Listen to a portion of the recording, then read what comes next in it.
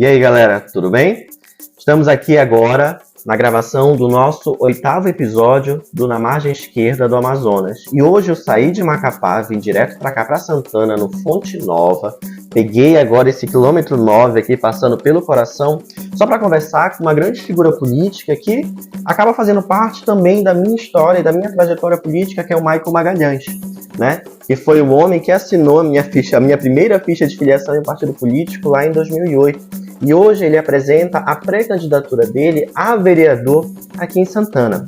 Maicon Magalhães, que é um homem que já fez parte do movimento estudantil, né? Hoje é um dos grandes articuladores políticos dentro da Frente Progressista Democrática e Popular aqui no estado do Amapá, e hoje ele está assumindo um novo desafio, que é de uma pré-candidatura. Tudo bem, Maicon? Tudo bem, Renan? Fala, pessoal. Agradecer aí, parabenizar esse trabalho incrível aí que o Renan está fazendo de dar visibilidade, dar voz a essas figuras, né, que tem como centro aí o campo democrático popular, que estão apresentando candidaturas importantes desse campo para que a gente possa ocupar o espaço necessário na política, que dessa disputa também nesse cenário atual. Então é importante que cada vez mais pessoas do campo democrático popular ocupem esses espaços.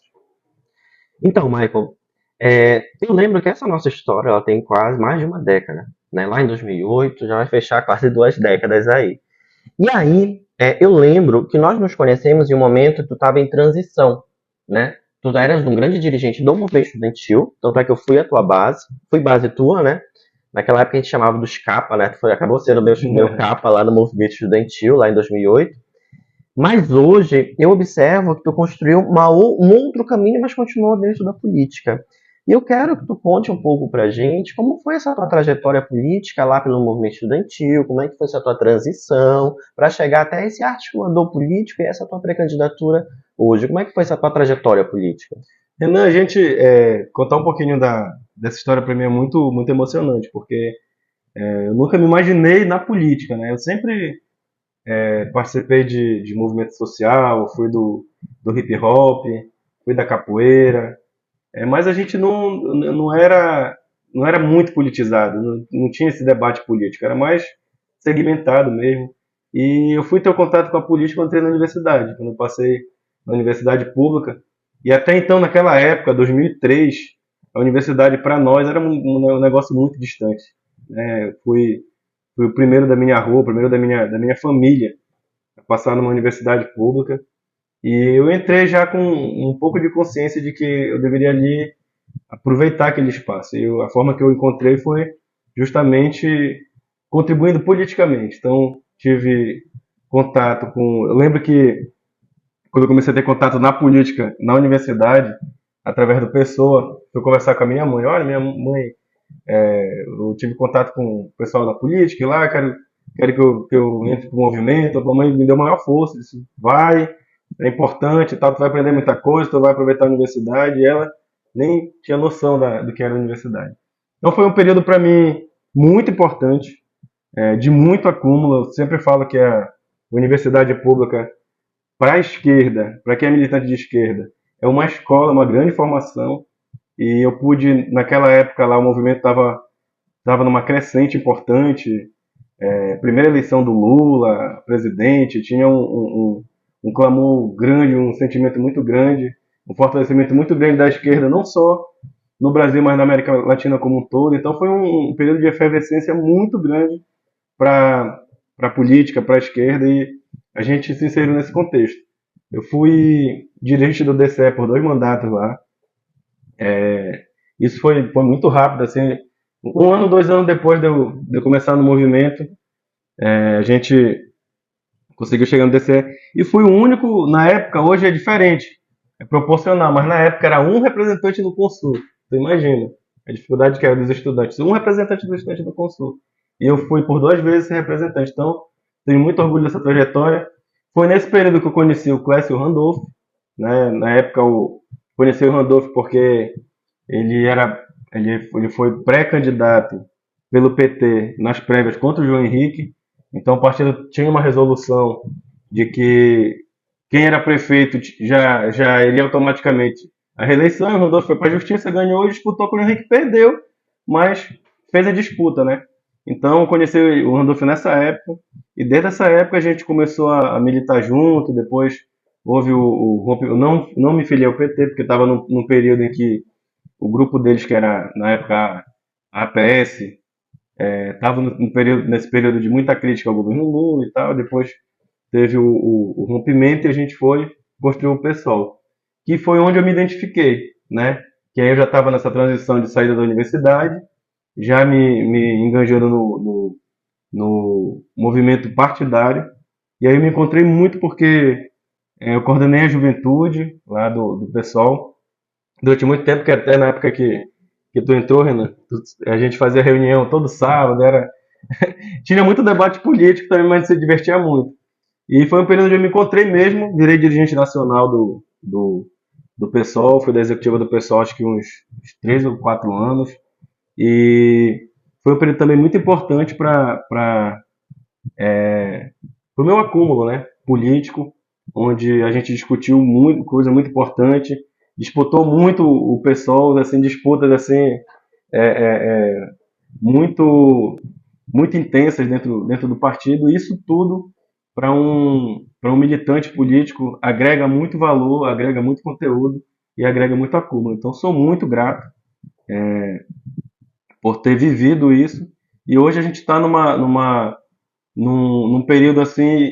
Depois disso, a gente, felizmente, né, ganhou a prefeitura, porque a gente tinha um grupo que construiu um projeto, né, de eleger. Primeiro elegemos Randolph senador, depois disso elegemos o Clécio prefeito, e aí a gente passou da militância de oposição, que a gente sempre foi oposição. Desde a universidade a gente sempre era oposição. E esse foi o período mais difícil, porque a gente passou da oposição para a situação. E os primeiros períodos de gestão foram muito difíceis, porque a gente pegou uma prefeitura muito sucateada, com muitos problemas, com salário de servidor atrasado, né? A gente muito inexperiente. Nesse período, os quadros que a gente tinha eram muito novos, sem experiência nenhuma na gestão. Então a gente teve muita dificuldade, mas a gente, com muita organização, com muito esforço, com muito trabalho, a gente conseguiu reverter isso. E ao final dos 8 anos do mandato do Clécio, ele saiu como um dos prefeitos mais bem avaliados da história do estado, da história de Macapá. Então, a gente tem muita gratidão e muito orgulho do que a gente construiu até hoje. Olha, tu falou agora justamente sobre, né, o deixar de ser a pedra, né, para virar um telhado de vidro, né? Na verdade, é uma transição natural para quem constrói a política, que é você ocupar o poder. E aí, como é que foi essa transição? Porque nós sabemos que você ocupou vários espaços, né, e você conseguiu consolidar algumas políticas públicas que permanecem até hoje, né, e acabam influenciando na política de promoção da igualdade racial do município de Macapá. Como foi esse processo de transição? Cara, não é fácil tu sair de uma lógica onde tu acha que tudo é possível de ser feito, que tu sempre achou que na maioria das vezes era falta de vontade política, para ir para o cenário real. Eu sempre falo isso, né? O cenário real ele é muito difícil. Então a gente sofreu muito com isso, né? Mas a gente conseguiu superar com muita política, com muito diálogo.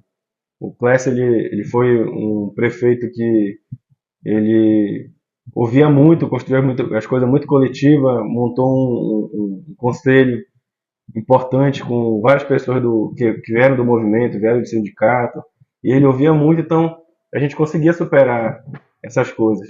Eu comecei na prefeitura como coordenador de juventude, né, que era uma coordenadoria.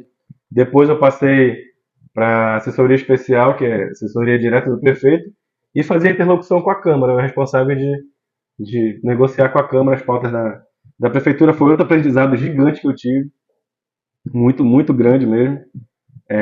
Não é um negócio fácil, tem que ter assim, muita cabeça, né? Porque tu dialogar com forças diferentes, com ideias diferentes, e, e tem uma responsabilidade muito grande, que é fazer com que essas pessoas que têm ideias diferentes, interesses diferentes, votarem pautas que é importante para o executivo. Então foi uma tarefa muito difícil.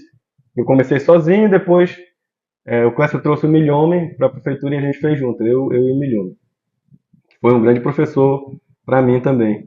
Então, aí depois fiz a assessoria, depois virei secretário de subprefeituras, mas continuei fazendo sempre muito fazendo trabalho de bastidores, né? Fui coordenador da mesa de valorização do servidor durante quase todo o mandato do Clécio. E aí teve uma época que eu estava em Brasília, estava numa reunião do pessoal, o Clécio me ligou, disse, mano,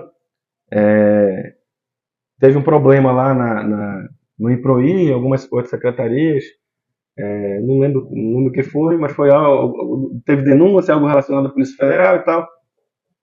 E aí o Clécio me ligou e disse, mano, a gente precisa de alguém da casa, de extrema confiança, para assumir lá o IPROI, e e aqui só tem tu, a gente pensou em ti e tal, e a gente quer que tu vá para lá.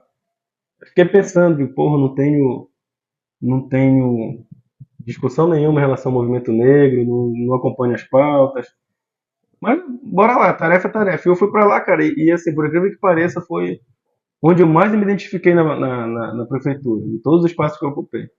Que eu saí de uma discussão interna, de articulação interna, né, da política interna, e pude começar a fazer política para fora. Né? E aí eu trouxe a Joselana, que que hoje é secretária da Fundação Maré Baixo, estava afastada de lá, não estava lá no espaço. Aí eu pedi, Clécio, manda a Joselana falar comigo, porque ela tem o acúmulo da pauta e eu não tenho. Então, ela vai me ajudar muito. Cara, e a gente formou assim uma dupla assim muito bacana, porque a Joselana sonhava as coisas e eu corria atrás, que eu tinha uma relação muito boa com o resto do secretariado. E isso é importante dizer, embora, cara, o governo seja progressista, o prefeito seja progressista, mas em relação às políticas afirmativas, de juventude, de mulheres, tem barreiras dentro da própria gestão. Porque os caras são sexistas, são homofóbicos, são racistas. Não, porque às vezes os caras não entendem a importância. Não, isso aqui, mas que é prioridade, a tua pauta ainda não é prioridade, então bora deixar mais para frente. Então a gente construiu uma relação onde a gente tornou nossa pauta prioridade. Por quê? Porque em todas as ações da prefeitura a gente colocava os pretos lá. Inauguração, vamos colocar os pretos lá para dançar na porra da inauguração. Então a gente estava em tudo da prefeitura. A gente montou essa dinâmica. E quando a gente fazia as nossas ações, a gente conseguia puxar também uma parte significativa da prefeitura. Então a gente conseguiu, cara, fazer um grande trabalho. A gente conseguiu, por exemplo, implementar cotas de 20%. Foi uma discussão assim muito, muito grande, um desgaste muito grande, mas a gente conseguiu internamente isso. Passar cotas de 20% para negros no concurso do município. A gente conseguiu criar um conselho que estava lá, tinha no papel, mas não estava efetivado. Uma das primeiras ações nossas foi efetivar o Conselho Municipal de Igualdade Racial, que contribuiu muito com a nossa gestão. E várias outras coisas. Pegamos manifestações culturais importantes que eram simplesmente invisibilizadas no município, como o Festival de Iemanjá, que é um negócio lindo demais, que era feito só pelas entidades, não tinha apoio nenhum da prefeitura. Na frente do Trapiche, naquela rampa que tem, era fedorento, fedia a mijo, fedia a merda. E a gente conseguiu tirar eles de lá, dar dignidade, colocar eles no calendário do município, e até hoje eles abrem o aniversário da cidade. A primeira festa que tem de abertura do aniversário da cidade é o Festival de Iemanjá, com apoio da prefeitura, enfim. Então é um motivo de orgulho enorme pra gente, porque a gente dá visibilidade para um povo que é invisível e que é discriminado. Né? E hoje eles estão no calendário oficial dos festejos talvez dos eventos mais importantes da cidade, que é o aniversário da cidade de Macapá. Então, para nós é uma vitória muito grande. Coisa simples e tal. Eu recebi a crítica de um conselheiro que dizia, pô, cara, tu só faz festa, tu não faz política de fato, não sei o quê, tu não faz política afirmativa não é só festa. Cara, eu disse, cara, não é só festa, mas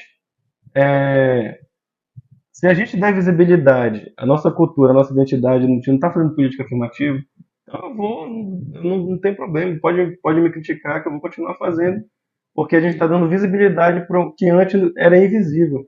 Era invisível para mim, para ti e para a maioria do povo de Macapá. Então, eu acho que o nosso saldo é positivo, é tanto que hoje eu vou em qualquer lugar, qualquer festa, e a gente é cumprimentado e tal, enfim. E outro trabalho importante que a gente fez também foi com as empreendedoras. Esse aí também a gente tem muito orgulho de ter aberto o espaço para que as afroempreendedoras pudessem mostrar sua arte, suas atividades.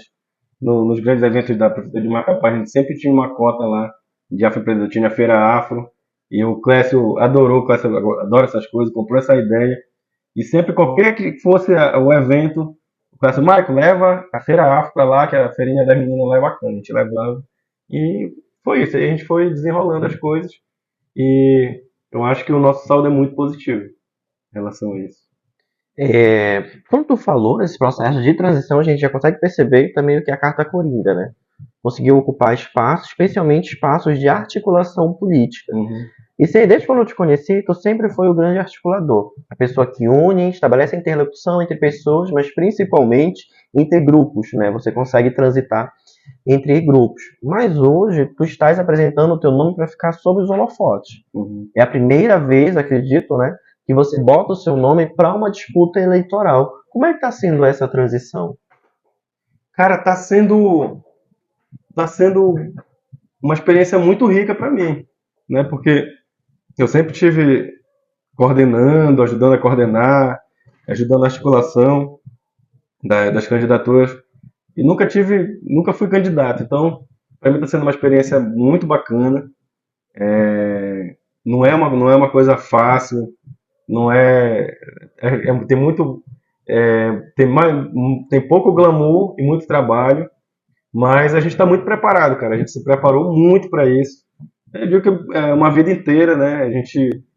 Eu já tinha vontade de ser candidato há muito tempo, mas porque para ser candidato tu não tem que só querer, tu tem que ter as condições, né? Políticas e materiais, né? E talvez nunca mais eu tenha as condições políticas e materiais que eu tenho agora para ser. Se eu não tivesse uma das duas, eu não seria, né? Então, hoje a gente tem as condições políticas e materiais para ser e a gente está muito preparado para isso. A gente não está sendo candidato só para ocupar um espaço de poder. A gente está sendo candidato porque a gente quer fazer diferença. E aqui em Santana a gente entende que tem um espaço muito grande para que a gente possa fazer a diferença e ajudar, além de ajudar a fazer Santana avançar ainda mais, a gente tentar transformar a vida das pessoas e dar voz a uma galera que não tem voz, né? Aqui em Santana, com todo respeito aos mandatários, que tem um outro perfil, mas em Santana falta um mandato que tenha um relacionamento direto com o movimento social, com o movimento cultural, né? Com muita efetividade, que defenda as pautas, que crie movimentos através do seu mandato, que movimente as coisas. Então, a nossa intenção é isso, a gente ter um mandato que possa proporcionar, principalmente a esses segmentos, a esses movimentos, uma voz, uma interlocução importante com o Executivo Municipal e avançar nas políticas públicas, que é o mais importante.